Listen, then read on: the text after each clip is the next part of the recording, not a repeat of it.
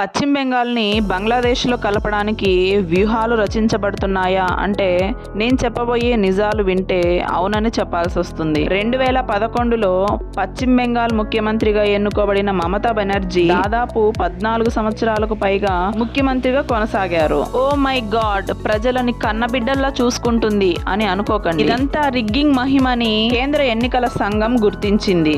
కేంద్ర ఎన్నికల సంఘం పోలింగ్ విషయంలో ఎంత నిఘా పెట్టినా పశ్చిమ బెంగాల్ ప్రభుత్వం మాత్రం స్వేచ్ఛగా ఎన్నికల్లో రిగ్గింగ్లు జరిపి అధికారాన్ని చేపట్టడం అక్కడ సర్వసాధారణం అయిపోయింది.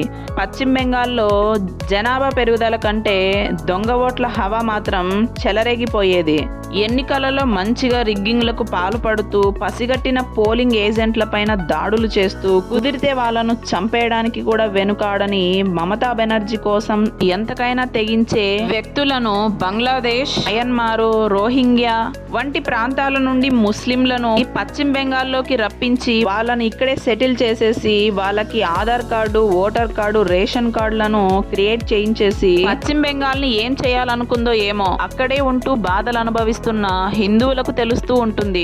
ఎక్కడెక్కడి నుంచో వచ్చిన ముస్లిం వలసదారులు పశ్చిమ బెంగాల్లో సెటిల్ అయిపోయి మన దేశ పథకాలను దొబ్బి తింటూ భారతదేశాన్ని, భారతీయ ప్రజలను శత్రువులుగా చూసే ఈ వలసదారులను పెంచి పోషిస్తూ 14 ఏళ్లకు పైగా తిరుగులేని రాజకీయం నడిపిస్తున్న ఈ మమతా బెనర్జీని ఏమనాలో.